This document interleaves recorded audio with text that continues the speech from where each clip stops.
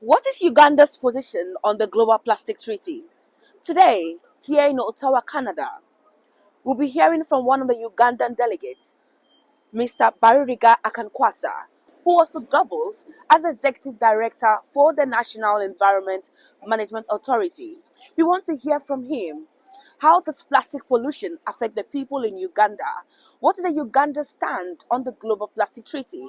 And lastly, how are they positioned to actualize the ambitions of the Global Plastic Treaty?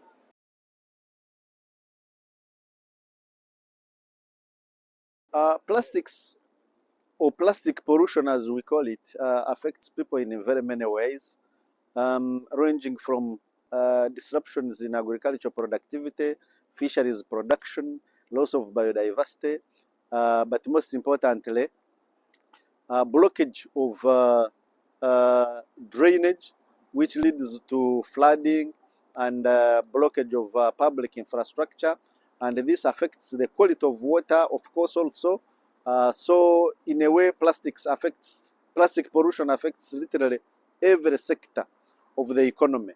But recently, we see evidence from research about plastics that has been identified in blood. You've heard about uh, microplastics, which is now a very, very big threat to human health. And so, as a country, just like any other country, plastic pollution affects the entire chain of the national economy, especially through pollution.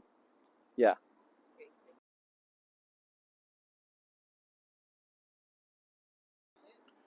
Our view as Uganda, both as a country but also as chair of G77 plus China, we espouse the principle of common but differentiated responsibility, and most importantly, the principle of just transition.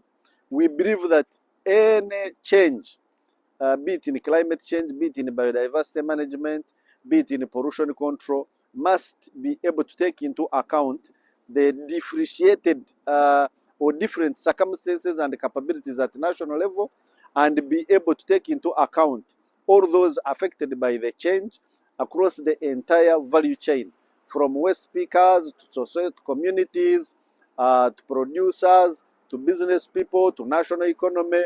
All the players in the value chain of plastics must be taken into account. And so, yes, it is important that livelihoods must not be disrupted. We must have a smooth transition from the current situation to a situation where we do not have plastic pollution in our society.